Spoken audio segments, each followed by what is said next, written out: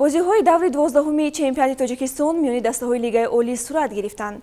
Истиқлол бо ҳисоби калон Эсхатаро ноком сохт. Дар бозии дастаҳои Куктош ва Хатлон 6 гол зада шуд. Клуби марказии варзиш Артиш аввалин ғалабаи худро бо сармураббии нав ба даст овард.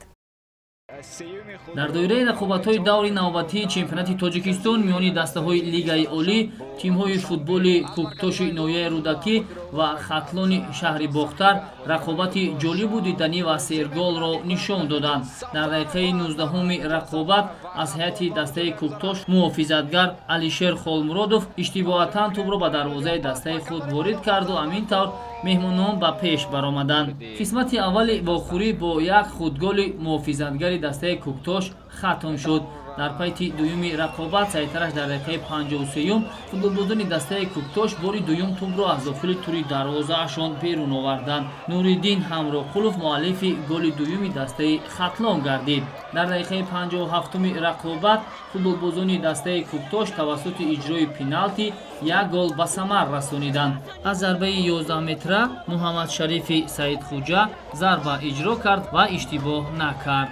Дар дақиқаи 67-уми рақобат ҳолати ғайриинтизор ба миён омад, зеро муҳофизатгари дастаи Куктош Раҳмонов Суҳроб ба дарвозабони тимаш Шорух Қирғизбоев партов анҷом дод ки Шорух тӯбро дар пеши пои худ нигоҳ дошта натавонисту ҳамин тавр голи навбатӣ ба қайд гирифта шуд. Баъд аз ин ҳолат Хатлон бо ҳисоби 3-1 бо бартарӣ комил пешсаф буд, аммо футболбозони дастаи Куктош то лаҳзаҳои охир муборизаро идома доданд. Дар дақиқаи якуми изофанамудаи охири рақобат футболбози шумораи 10 тими Куктош Шарафҷон Солеев кунҷи дарвозаи дастаи Хатлонро нишон гирифту ҳамин тавр ҳисобро 2-3 сохт. Аммо дар сонияҳои охири вақти изофанамудаи довар футболбозони дастаи Куктош тавонистанд ки аз вартаи нокомӣ наҷот ёбанд, зеро баъд аз зарбаи Муҳаммад Саломатзода тӯб ба болочӯби дарвоза бархӯрд, аммо дар кӯшиши дуюм Амирҷон Сафаров онро билохира вориди тури дарвозаи дастаи Хатлон сохту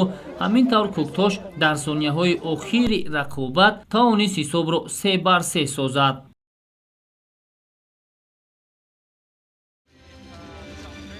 дастаи Истиқлоли Душанбе дар даври 12-уми чемпионати Тоҷикистон миёни дастаҳои Лигаи Олӣ дар варзишгоҳи марказии шаҳри Ҳисор тими футболи Эсхатаи шаҳри Хуҷандро истиқбол гирифт. дар нафасҳои нахустини рақобат ҳамлагари ҷавони Истиқлол Рустам Соиров ҳисоби дидорро боз кард. дар дақиқаи 14-уми вохӯрӣ бошад аз ҳайати дастаи Эсхата Мубинҷон Муминов голи ҷавобиро зада ҳисоб 1-1 шуд. дар дақиқаи 47-уми рақобат бозам Рустам Соиров голзанӣ намуду ду голро марбути номи худ сохт. дар дақиқаи 55-уми дидор бошад ҳамлагари таҷрибадори дастаи футболи шаҳри Душанбе Манучер Ҷалилов тавассути иҷрои пеналти бори сеюм тӯбро вориди тури дарвозаи Эсхата сохт. дар дақиқаи 63-уми рақобат Рустам Соиров хетрикро дар номи худ муҳр зад.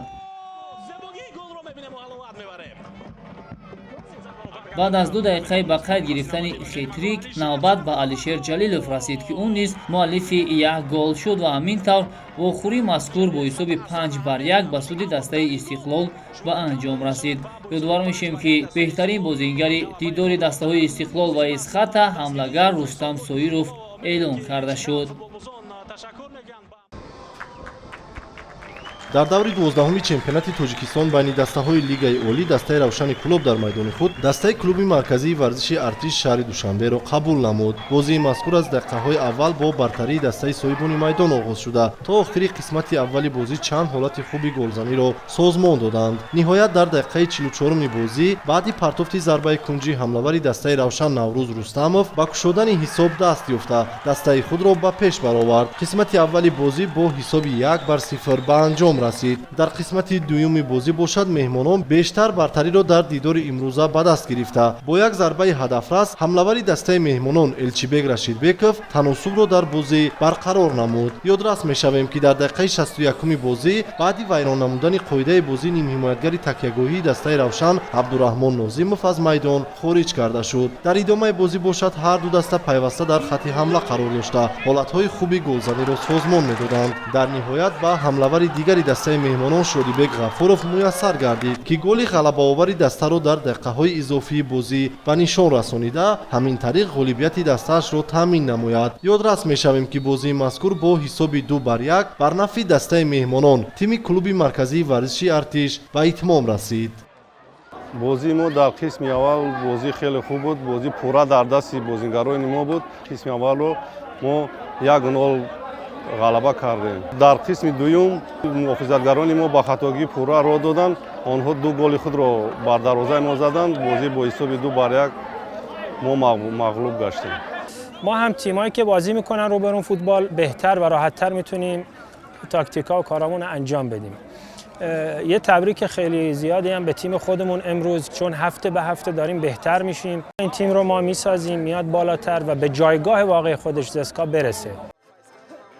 садрнишини ҷадвали умумии чемпионат дастаи хуҷанди хуҷанд дар даври навбатии чемпионати тоҷикистон дар сафар бо тими файзканди ноҳияи восеъ рақобат намуд. меҳмонон дар ин вохӯрӣ ба задани 2 голи беҷавоб мушарраф шуданд. дар дақиқаи 42-юми рақобат легионери дастаи хуҷанд Артём Сердюк голи нахустинро ба самар расониду ҳамин тавр меҳмонон ба пеш баромаданд. дар дақиқаи 49-уми дидор бошад, Дилшод Бозоров бори дуюм дарвозабони дастаи файзкандро маҷбур кард то тӯбро аз дохили тури дарвозааш берун барорад. ҳамин тавр дастаи хуҷанд баъд аз ин ғалаба дар садри ҷадвали умумии мусобиқа мавқеи худро бозам устувортар кард.